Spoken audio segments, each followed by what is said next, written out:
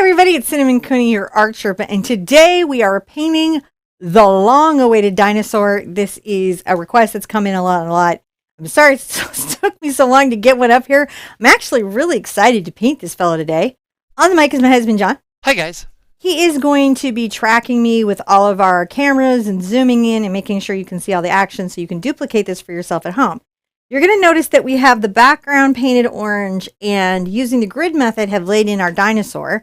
If you want to know how to do that, you check the description below. There's a link to our website. On that website is all the information on how to do that, the video that goes with it so you don't have to guess anything. But also there's a traceable. So if you're like, yeah, I don't really want to grid it in, that seems like fussy and busy and it's not my style, that's cool. Traceables right there for you. All the material information and exchanges, extra stuff that you need to succeed on Dino Day, because today is Dino Day. And I'm kind of excited to do a little Dinosaur. I'm ready to just jump on in. All right, let's get into it. Whoop. Oh, you're so good. I love this orange today. It is very orangey. So orangey. So we've got our little fellow laid in, and he's overseeing his beautiful environment. It's perfect. It's pristine. He's super happy. Yes, I am attributing a lot of emotional space to him. Now, I'm going to be painting in the background. I'm going to make a few changes because I know we have so many little brushes painting with us today. So we won't work so hard on trying to get a soft radial blend on this because that's really challenging for new painters, and this needs to be a one hoot.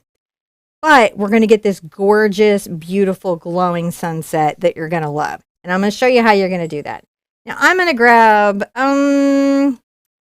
Let's change it up. I'm going to grab a number 8 ruby satin, and I'm going to dip this in my water. This is just a bright brush for acrylic paint. It's just certain brushes are made for acrylic paint, and they work a little bit better. And I'm going to come in here, and I'm going to start talking about this little sort of brighter space through here, and then how it gets a little darker as it goes up. So go ahead and load a little of this yellow into your brush, and you can see that I'm flipping it over. I'm working from the edge. I'm going to come over and get that tiny amount of red. And you can see it doesn't take a lot of red, does it? No, not really. To get a lot of impact. Goes real far, huh? It does. And on this, about an inch, we know this is an inch because I did this on a 1-inch square. I'm going to start adding this yellow coming up. Now, what you're going to see me doing is just brushing a little bit back and forth, and it's almost on a curve, isn't it?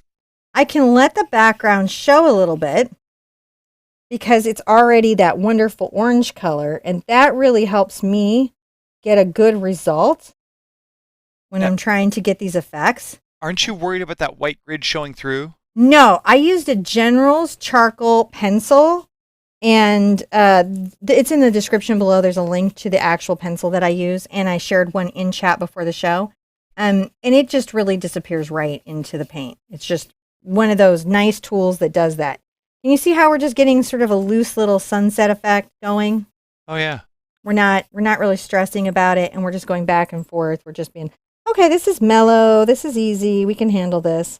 As I'm coming through, I can add a little more red into it, but I want to keep everything sort of orange. So even if up top, it's a little bit darker, and you don't want to have it be your darkest color, because remember, we've got that nice low glow.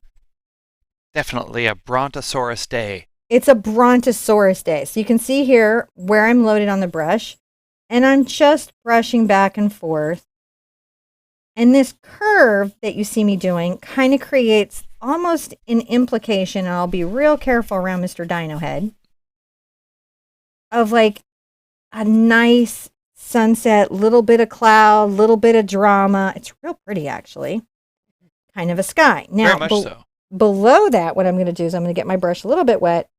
I'm going to pull in a little bit more red into the mix. See how it's just like whereas everything else before this has been an orange that leans to the yellow. In this case, this is an orange that is more red.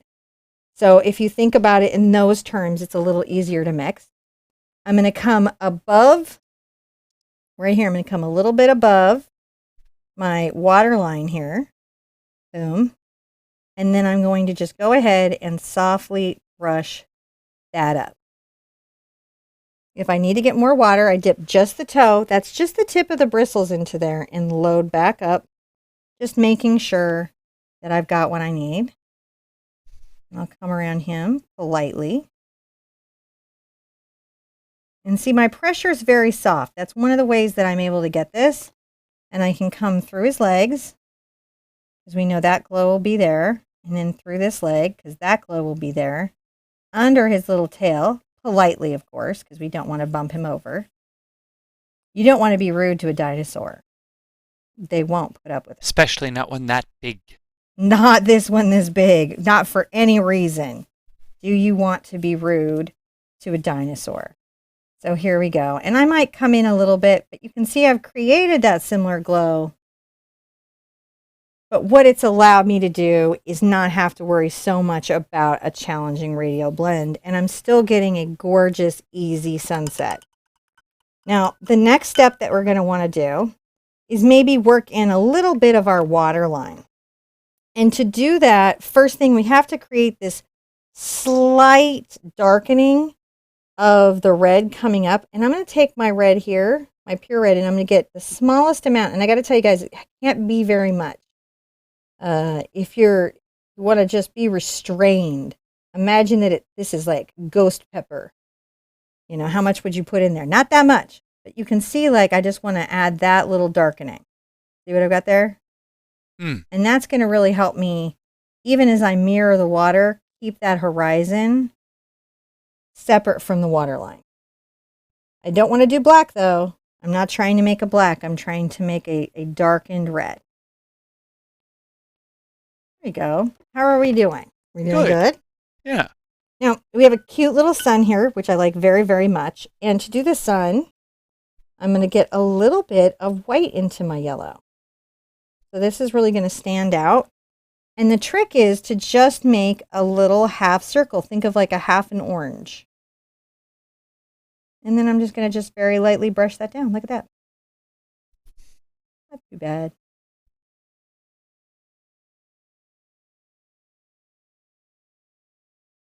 You can get that effect pretty easily. And the trick is just trying to get it rounded the way you want it to be. So when I come here, I will be doing a similar thing, showing that nice little sun there. If you need 2 coats, because yellows can be transparent, don't be freaked out or surprised by that. That's just something, whether you're painting a high-end paint or a student paint, yellows tend to be a little low on the pigment scale. Now I'm going to come here and I'm going to be doing a sort of similar thing coming down. And I may start into my lighter orange as I work back. That way I'm layering up. So back into my yellow with just a bit of red, which is super easy because there it is right there, isn't it? Yeah. And I can come here where I know I'm going to have these little leaves and things with just a bit of that. Just a bit. And then as I come forward, grabbing a little of my red, I can begin to layer in those colors. And then back this way. Now in water, I'm going to just be going back and forth. If I need a little water on my brush, I can always come and get a little bit of water on the brush, a little more paint, you know, just brushing back and forth. And see how these are very horizontal little brush strokes? That's really going to help me. And as I come through the peninsula, and I know I'm going to be layering a lot of dark colors through here, but it's not going to hurt me to just keep pulling my red in and coming across here. Because what's happening is that the sky is reflecting on the still water. That's what we're looking at.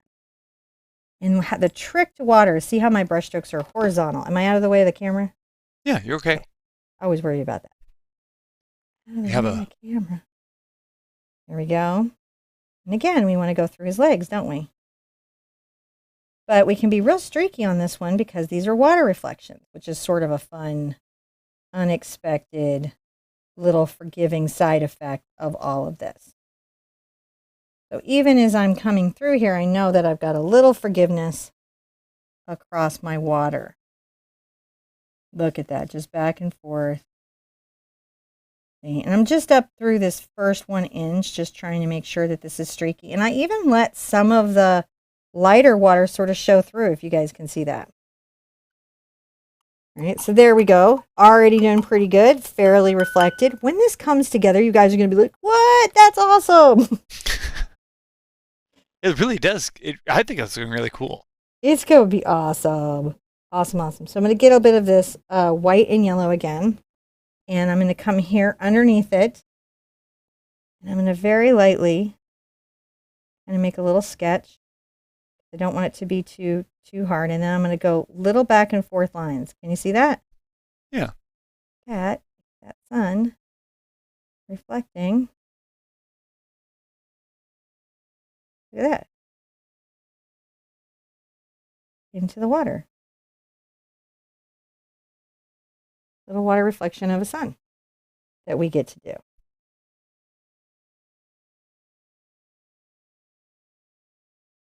If you need more yellow, you can always get more yellow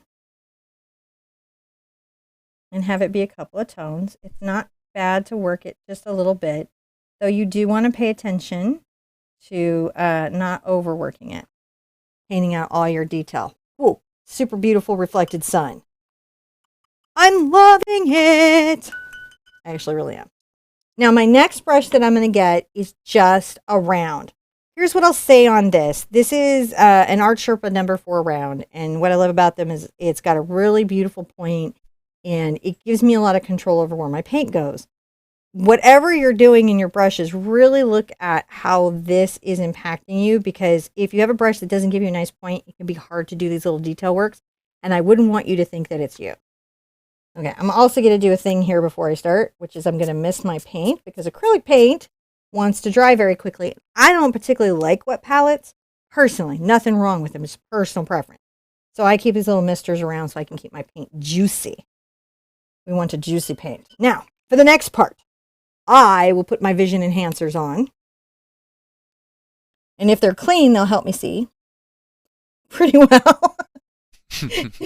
If they're not clean, it's very counterintuitive. And what you see me doing here is I dip the brush about to the midway point into the water, and I bring it down and I swirl it around. I dip and swirl it around. And what I'm doing is I'm mildly thinning the paint with water, changing its consistency to paint that flows off the brush easier. And I'm going to come here and start my silhouette. And you can see I've got a lot of control on the tip of the brush. And I'm going to just paint in Mr. Dino face. It was just having a lovely day. Nothing, no T-Rex is nearby. No. Or whatever ate him. No megalodon in the water. I don't think anything really ate brontosauruses. I'm sure something ate them. It was a terrible world.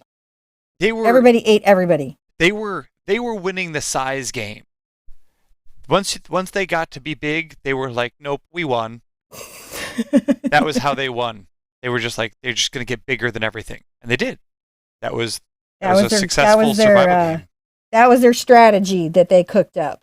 Well, as a community of plant eaters, they're like, you know what we need to do? We need to get really big. Let's take a lot of growth shakes and eat all these trees here, and then everything will stop eating us. That's exactly how it went. They had a meeting. They did. There was a meeting of the lizards.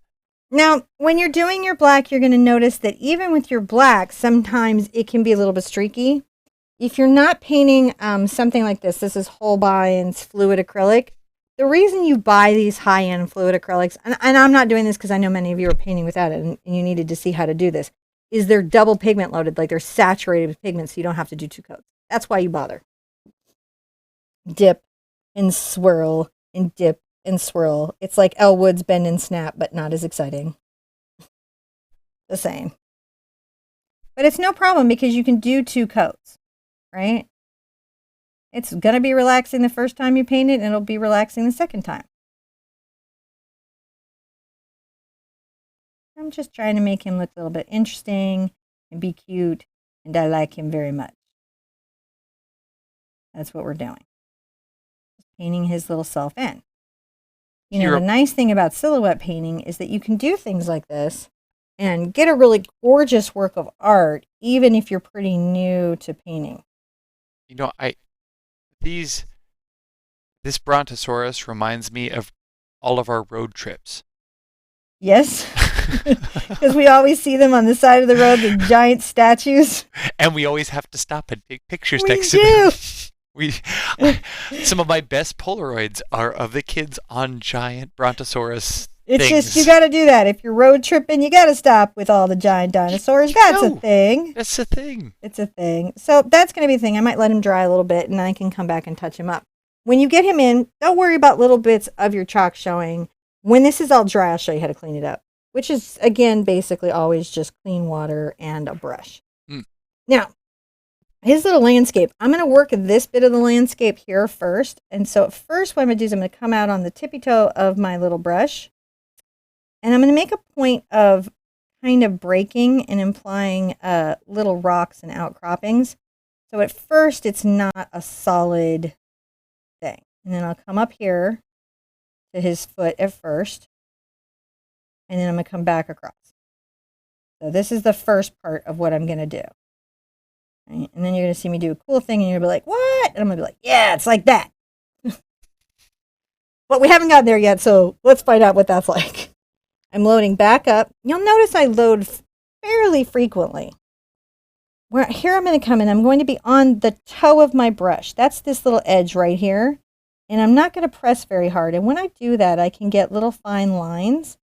And I'm going to make almost little messy bits. Can you see these little messy bits of lines? Yeah. Trying to zoom in on them. Yeah. These are little implied bushes. I'm trying to make those lines kind of random and bushy, and it's okay to be like, oh, a little bush here. Bits of the background might show through. Look at that. Little bush. Because what we're trying to say is that this isn't, bald dirt. This is plants and bushes and trees and things, because we're giving him scale. So you put a bunch of trees back here, that makes him giant. Scale is important in painting. And then maybe we come right here and there's a little bit of a little bush right here we could paint. And the reason it's nice to do this is because then we can reflect it on the water down below. And you'll notice that I just kind of tap things out and it's very, very loose. And I'm going to go ahead and tap, tap, tap, tap. Just using the tip of the brush. And I'm not pressing hard, and that's how I'm getting those little delicate marks. You can include the little tree that's out there. You can say, hey, there's a little tree. Whatever you want to say is happening around his little legs, you can put that right there. Now, what's happening here has to happen below it in the reflection. So what you're going to want to do is you're going to want to come here. Oh, there's a nice little bit of upward grasses that we can also kind of play with here. So I'm going to come here. And now I'm going to go back and forth, but I'm going to mimic what I see. See how I'm going back and forth? Yeah. I'm going to go back and forth and be like, oh, there's sort of a tree. But the lines are back and forth like the way a reflection is. And then I've still got my little line that shows where that's all happening. And so I can easily break those up into those spaces, and then I can come and thicken it up as I come closer to the land. That's how we're going to make it kind of feel like it's a shadow reflection in the water. And back real quick. Look at that. Already, we've got a bit of a water reflection. Oh, sippy, sippy. Graveyard Girl tip. Swamp family forever. Okay. Because I'm from Houston, and that's what we do. We support Houston. So Rich and Bunny and all the wonderful little Houstonians that are working here, making videos. Now I'm going to make his little legs. And for the most part, I'm going to just, again, do this little reflection that I have going here. Make sure that it's uneven and reflects what's happening on the hill. But then also, that his little legs are reflected here.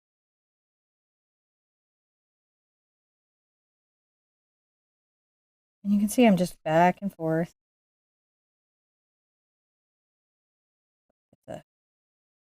mirror it up this way.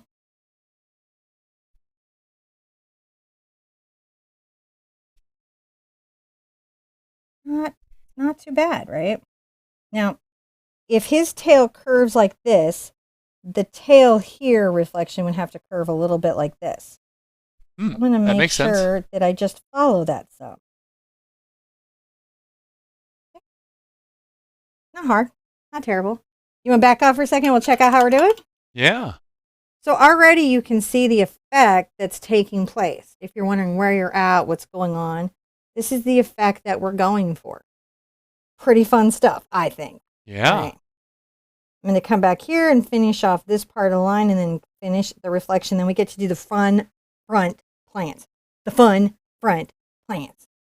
You doing them? The fun front fronds? Yes. The fronds. All right. So, making the little plant marks, which is, again, just little random little bits, because plants are messy, right? We know plants are messy, and I can go back and forth. And again, expect that you're going to have to do a couple coats. I know to get it completely matte black, I need to do a couple coats. We won't drag you through all the coats of it, but that's just something that you need to know. Like, oh, yeah, I got to do more than one coat. Layers. Now, layers. Someone was asking about yellow. It's particularly translucent, isn't it? Very, very, very, very, very, very. Even in pro paints. Yeah. What you get when you upgrade your yellow in pro paint, it's not so much that you even get more coverage, though you do a bit, but it's that the vibrancy and saturation of the yellow improves. If you take a very inexpensive Hansa yellow and compare it to Golden's Hansa yellow, there's no comparison. One will just appear very dingy and dull to your eye, whereas Golden or Holbein's or even Artist Loft level 3, not 1, but 3, will look very saturated. Senlier's Pro acrylic lines, they have a really good student paint, though. We did a whole event using their student paint because it was actually great for economy paint. Yeah. So it's not that you can't get some quality in your economy paints. It's just that generally where the companies are going to save money, how they're going to get the cost down, is they downgrade the pigments and the quality of the materials in the paint, use a lot of fillers. Just, again, smoothing that out. And you can see I'm getting little crazy little lines. Isn't it fun to do crazy little lines? Yeah. Now, trees, they're an interesting little bit. So let's do some trees, especially these little trees. I'm going to make some little trunks and come here and apply some, little tree thinking. These are little trees. And they're sort of all attached to each other. I'm on the toe of my brush. I'm just making these little bits of trunks and things that are coming out. And then, you can even have some little lines up here. The trees give the dino scale. If I make this little treetop here and come right here and add a little tree. Tree. It does help to say tree. Absolutely helps. Tree is a, whoops. Did you get unmixed? I'll mute you there while you're fixing it. Okay. All right. So what you want to do with the trees, you want to make kind of weird shapes. And go ahead and leave some of it open. It's sort of like the little plants down below. We got these nice little trees. And then I don't want to, they're not mowed around, so I definitely want to make sure that the ground around them looks, thought out. And I'll give another little tree fellow here.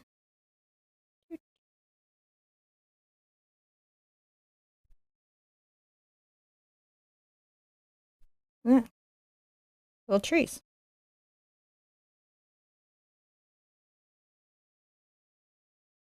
Woohoo! Yeah. We did it! And we're 2/3 of the way done. Wow. I know. So I'm going to come down to here, just a little bit further down, just making sure I've got the solid black. And then I'm going to start paying attention to what I've got here. So,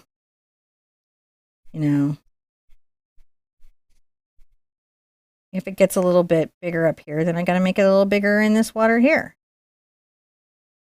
And I'm making sure that I'm keeping things back and forth, like, you know, how water reflections do, right? Because you've got water reflections. So it's okay to like put some little reflections there, like we're putting little mark reflections. Doesn't hurt us. It helps tell that water story. And that's really what we're trying to do, is tell a water story. You know, and then through here, it's actually quite, the trees reflect quite hard. So we're going to just make sure that it's pretty solid down here in that back and forth reflection. You know, maybe there's a little bit of a sliver corridor of the orange, but for the most part, we're got that going, right? So there we go. Tidy up anything that you need to along your water's edge if it needs a tidying. It's okay to tidy up in your painting. Tidy up your art studio, tidy up your painting. You know, add a second coat where needed. Just clean those little lines up. Yeah, you can just clean them up. Doesn't take much. It's just knowing and expecting, oh, that's a thing I might need to do. If you're painting a very, very low-cost paint, you might need 3 coats of black. Nothing wrong with it. Just know what you need to do. All right. So I think he's looking fairly good. And now we get to do the fun front foliage. So I really like the fun front foliage. And I thought of a lot of ways that I wanted to do it, because I wanted it to be really great and enjoyable. I'm going to have to put this layer in right here because there's like sort of rocks and bushes and little things. So it's a good place to start. And we'll start at first with some of our black. And then let's make a little kind of black rock here. That's entertaining, right? Little black rock shape. Our little friend. And then maybe 2 little friends. You know, and then maybe a little bit of earth and some stuff that's happening there. So we've got those in the water. Because you want to have some rocks. The water's not devoid of everything. And then you can start coming through and putting in basically the shapes that the plants are going to have. And then we're going to come back through with a dark green and then a bright green. And that's going to make it pop because we're going to really play and push the contrast. So let's look right here. We got a little bush. And I may switch to a bright so we go through this a little bit quicker, but the round has been pretty friendly. See how these little shapes are very regular? That's how we're going to say bush. Foliage. The foliages. Can be like twigs and apply all those things. And I think for me, I am going to switch to a bright because I feel like I'd rather refine the piece with this brush and then get the major work in with the bright because there's no reason to work harder than we need to. So real quick, let's load up our bright with some black. Because we know the whole bottom of this, right, has got to be black. That's a thing that we know. That's about a 1/2 inch of it. Now, some of it is higher and some of it is lower, but we know about a 1/2 inch of it is going to be black. And then I know I've got bush that's going to come up here, so I'm going to get those sort of basic shapes in. A little more paint in here. I'm going to put these heavier, more pigmented little land masses down. Like I go up, I go down. I can always come back and get my grass in a second, but this is going to really help me capture that sort of basic sense of landmass. And then I'm going to refine it with my detail brush. And I may even give myself a favor, dry this real quick, hit it with a fast second coat, like you do. Yeah, that makes sense. And then hit it with dark green, bright green. Okay, you ready? Okay. There she goes. And so, yeah, just make sure you give it thoroughly dried, low heat. Don't use heat because that'll soften it, make it difficult to paint over. So, thank you guys for coming and hanging out. It's been really nice to see you guys, everybody, back. Check out the website. Link in the description. In the descriptions down below. Cinnamon's put together a bunch of resources for you out on the website, so you can find all those out there. Oh, look, there she is. There I am. What did we talk about while I was gone? That there's a bunch of resources that you made that I thought were really cool on the website. Yes. If you need them, they are there. There's some good ones. You can see real fast how where you got the second and third coats of the darker paint, it just really covers really fast. It doesn't take a lot to fix the streakiness. Don't panic about it. You're going to be doing a lot of interesting things as it is. Oh my gosh, we're nearly done. There's a thing I want to fix though. Okay. And I'm going to show you with my charcoal pencil.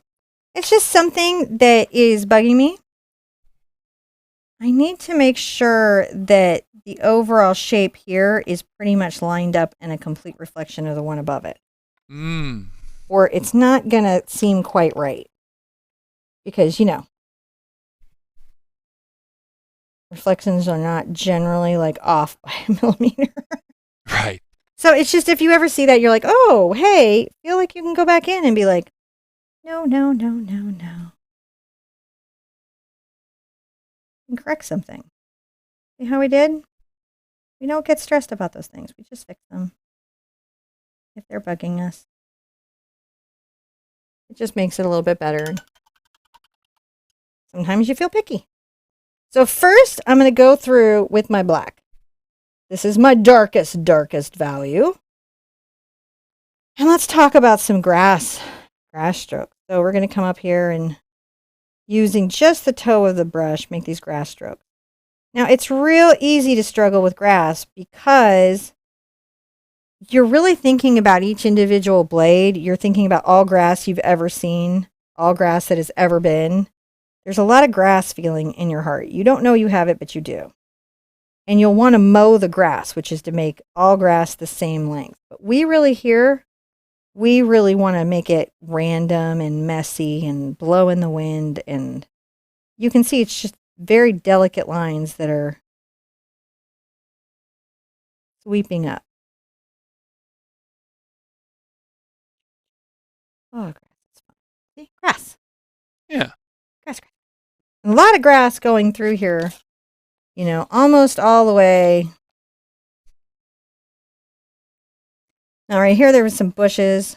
Like, I'm a bush. I'm not a grass. Don't try to make me be a grass. I'm a bush. Can't keep me down. I'm growing. Can't keep me down. I am growing. It is. It's growing. Might even turn into a shrubbery. It could. And you could even say, oh, here's a little bush right here that's maybe covering up some of our rocks. Oh, it's become part of that rock. Don't worry about that, because you're going to just be like, hey, no, you be a bush. Because we're going to find it by adding the green highlights to it, which is what's going to pull it out. You just do you, little bush. Little guy. You do you, little bush.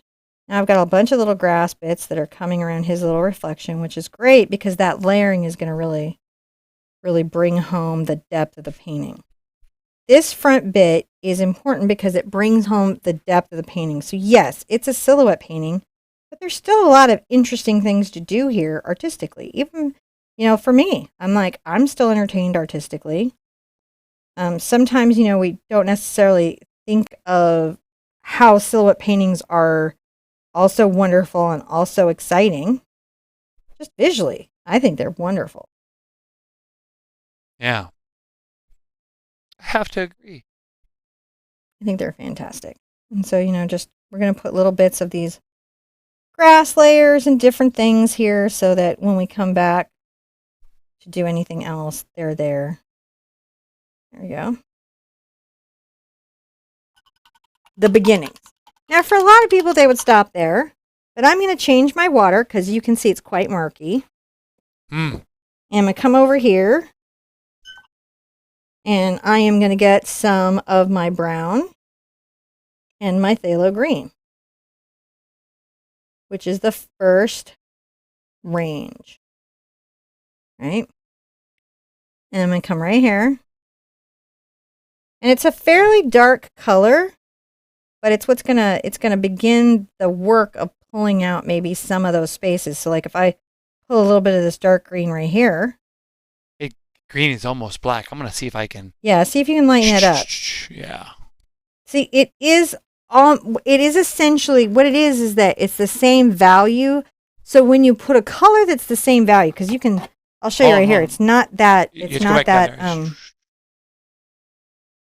see, it's definitely green, but over the black, it'll read as black. Well, I just think I got a little adjustment. So yeah, you can see it a little better there. Okay.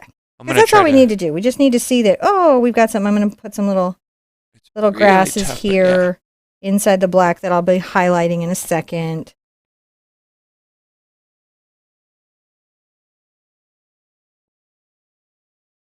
Getting that coverage there. Oh, there's little grasses and little bushes and things that are happening. Maybe there's a little grass right here. That's fun. We definitely know there's a lot happening right here. We can start adding that layer. Not too bad. No.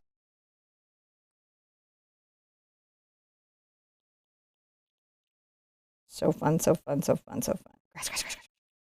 And we don't need to take out all the black because that's our depth, right? That's our deep, deep depth. And we need our depth. You want to be a person with depth. You're wanting your painting to reflect your depth. I'm going to add some like greenery here. Not taking out all the black just to show that there's that, because when I highlight it, it's going to pop. And at the top of my little bush here, I'm going to add some greenery to define shape.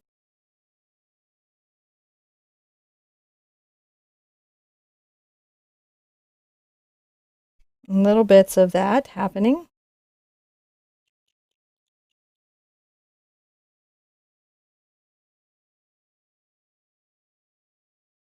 So we're still going to have the dramatic lighting. We're still going to have all those things that you get in a silhouette.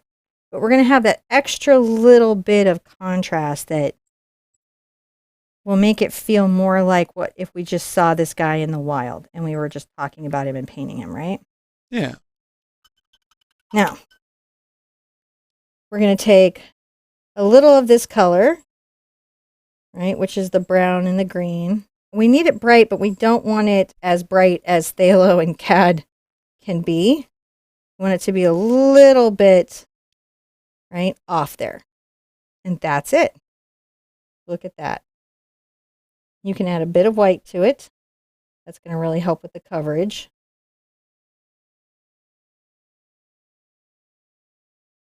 There, some different ranges. I'm going to come through here. I'm loading up my brush. When you see me do the twist, I'm pulling out the extra and then I'm going to load up. And let's come here and make little leaf marks. Be here at the top of that. And then its little friend. Little leaf marks. And that's just popping out.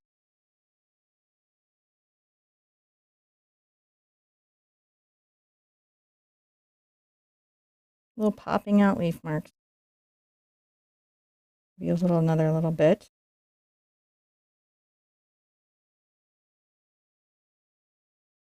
First little bush has sort of popped out of the world, hasn't it? Mm-hmm.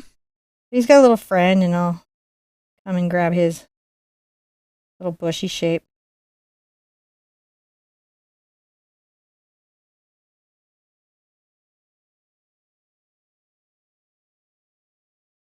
There we go.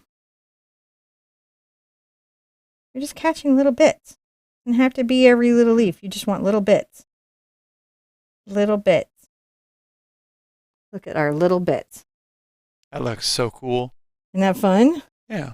Because what we're saying is just a little bit of the last light of the day caught some of these blades. Not all of them, some of them. Not every blade.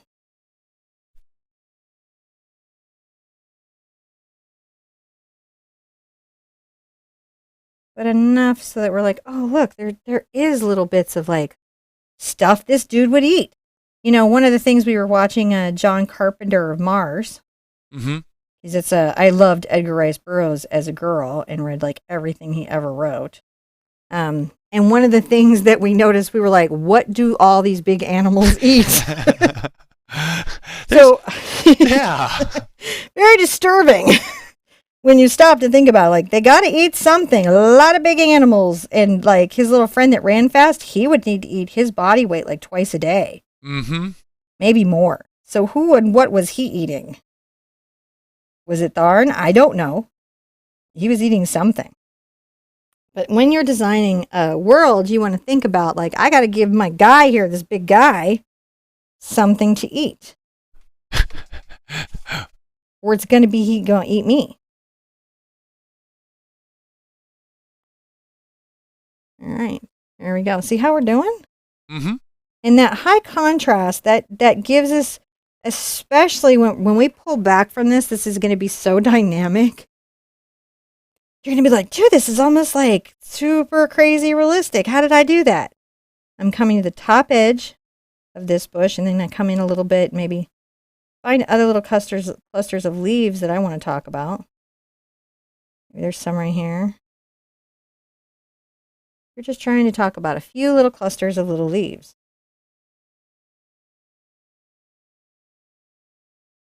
A little bit right there. Dip in water, then roll. Almost done. Oh my goodness. I'm almost sad. Except we're going to meet up again tomorrow and we're going to do the waterfall, which is more of a 3-hoop painting. So it'll be a longer visit. And we'll do the same thing where we meet up on Facebook and get the grid and prep and then come up onto YouTube and finish her up. Everything being stored, of course, on the website. Look at that nice little patch of. That's awesome. Now this one, I'm only really going to hit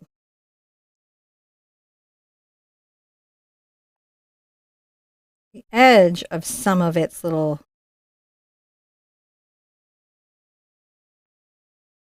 Because I want it to feel like it's really, really in silhouette. And then we'll go ahead and hit the edge of its little friend here. Maybe give him some interior highlights in his little leaves. I honestly think we nailed it. All right, let's back up. Put Tar's Tark in there. Look at that. That's awesome. Look at that. This is very. I like the lighting. Now I'm going to clean up his little extra chalk marks, which you can see I just come back with a clean brush and clean water. Those will just disappear right away. Yeah, like they just go away. So if I had a little bit around here and there, like around his head or whatnot, they'll go right away. This is really cool. Isn't he gorge? I was saying, it looks like Tars should just be hanging right out here in the foreground. It does. You know. All right. That's so great. I love the dino. Isn't he fun? Now let's sign it, because we always want to sign our work. And I've decided that I'm going to sign in the green.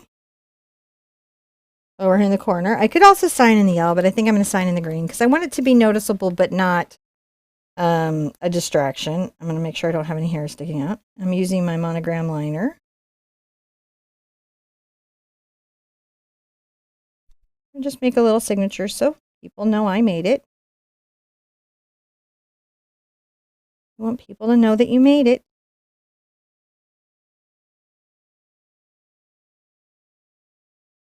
All right, good enough. Crazy signature. Oh my goodness, I love it today. All right. I think I'm ready to do a turnaround. All right. Oh, that looks so good. It really does. Oh. Art is so much fun. And it's really something that everybody can do. I think most people can get their paintings done if people will just like explain the process and the techniques. So hopefully you were able to complete that dino. If dinosaurs are your favorite in your little brush and you're painting, or if you're painting for a little brush, or maybe yourself, maybe you're an adult fan of dinos, that's completely okay too. Whatever brought you to this project today, I hope you found success in it. I hope you had a lot of fun. Hope you enjoyed the live chat today a whole bunch. Join us tomorrow because we're going to make a gorgeous garden waterfall. Be good to yourself. Be good to each other. And I want to see you, the easel, really soon. Bye-bye. Bye.